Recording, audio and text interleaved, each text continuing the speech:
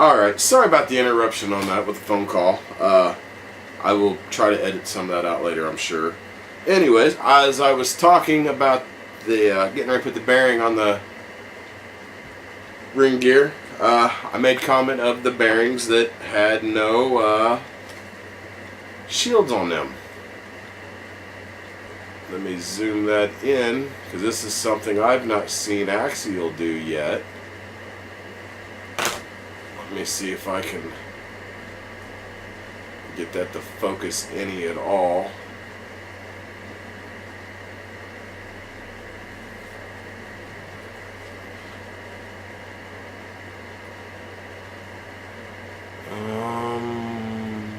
Maybe not. Okay, it started to right there. Anyways, there's no dust cover on either side. Let me zoom that back out. That didn't work so well anyways. Such a tiny part. But there's no dust cover on it.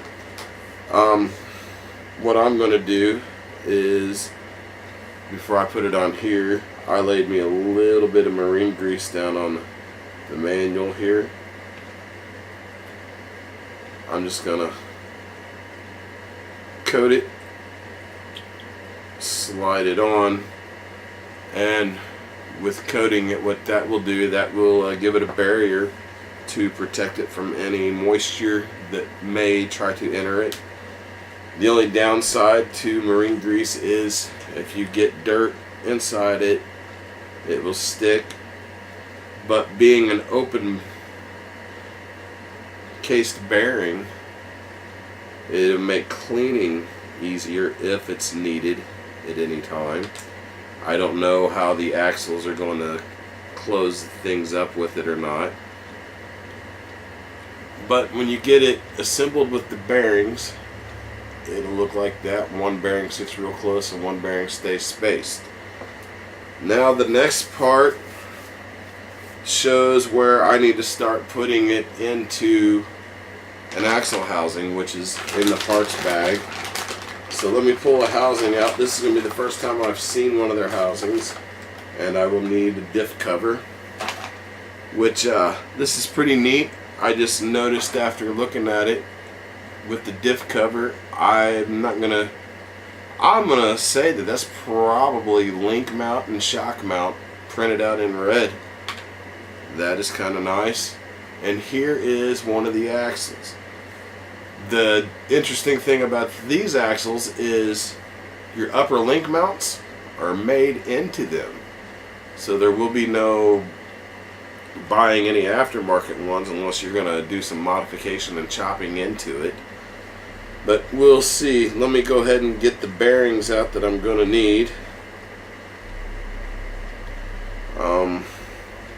One of the bearings is calling for, and it's a bigger, heavier duty bearing than a lot of your axial bearings.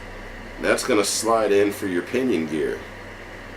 So right off the bat, your pinion gear for inside the case here. Let me slide that in. It's hard to see that it's in there, but that turns smooth. And then another bearing will go in here, and I will coat that in a little while with some marine grease. I'm going to go ahead and pop that pinion gear out and just throw a little bit of marine grease inside there just to coat that bearing, because it's not a standard size. That is part number AX31407. It says it's a 5x14 by 5 millimeter bearing, which I don't know of any of my RC kits that have that size bearing, so I definitely want to be sure I coat that one. I'll eventually order some upgraded bearings for this, but for now, doing everything stock through the build. Sorry if I'm not getting it all on camera as I'm doing it. Alright, and it's going to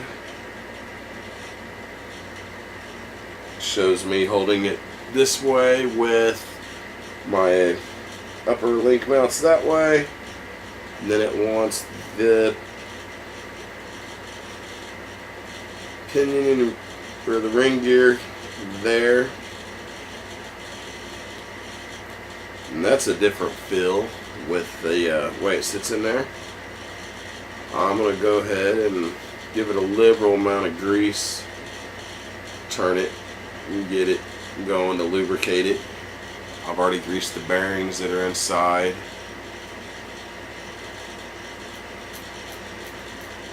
And you'll get people tell you, you don't want to pack too much grease inside of these, just for the simple fact you don't want it to bind. Some people think that it does too much grease. They say that it won't cause binding. I will tell you from past experience, too much grease, yes it will. It will cause some binding. Alright, now I had some cutters here. Now I've got to remove my diff cover. And since it's on the parts tree, I'm just going to cut it off flat and level as I can. Trim it, and it's got the Axial logo and says Axial, so the way you're going to want to do that is right side up, but it's also grooved on the inside for the ring gear, so it's going to slide in.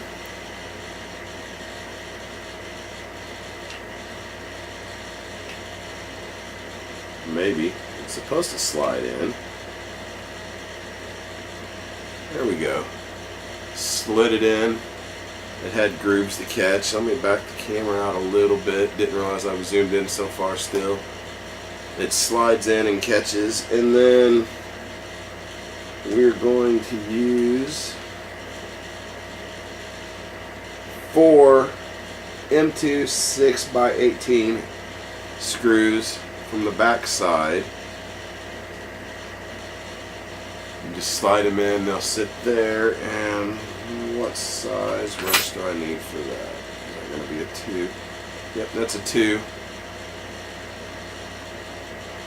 And just tighten, and now I can already feel it grabbing into the plastic of it. Now when you're screwing plastic into plastic such as this is, and I'm sure eventually someone will come out with some aluminum ones later down the road, but right now the kit comes with the plastic.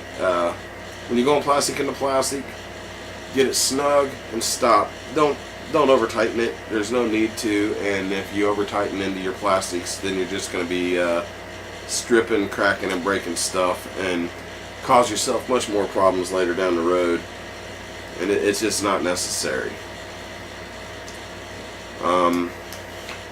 I won't lie, sometimes when I'm doing a kit build, I will use a little mini drill and put attachments into that, but what I will do is I will set it on tensions to where once it gets so tight, it'll slip the clutch and allow it to spin freely, so I don't over tighten.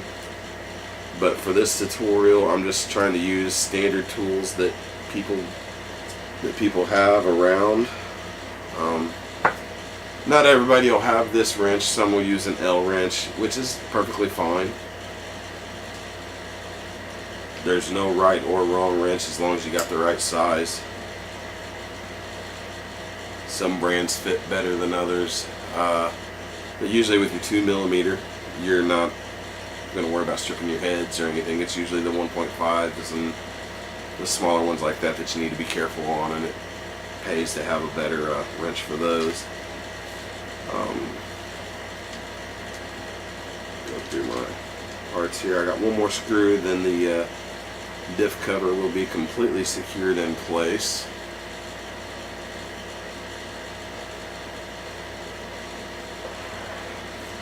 And then once I get there, I will stop this video at this point. That way I don't run the videos super long. But right now we have one axle case built minus the inner axles, but we have the ring and pinion mounted inside. You can see that the pinion gear does sit taller. This is the axle sitting level. And the pinion gear is up here right at the top with it instead of down lower. Much smaller pumpkin, much smaller axle housing. So they've really put some thought into this design before they produced and put it out. And on that video, I'm going to stop right now, and when we come back, we will put the insides out inside it and put whatever we got to put, either the steering or the lockouts for the rear. Thank you for watching this episode, and continue watching for more.